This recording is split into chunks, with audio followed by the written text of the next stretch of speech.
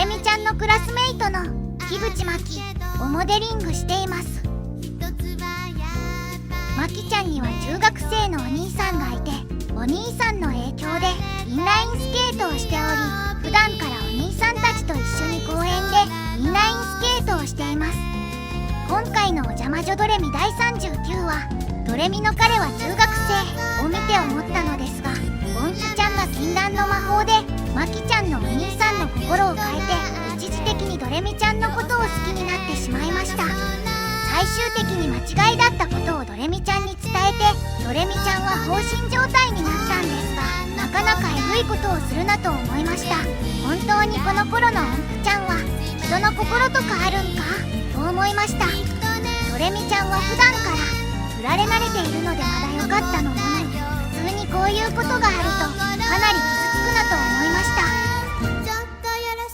といった感じで今回は樋口真希をモデリングしてみました。この動画が気に入ってくれた人はいいね、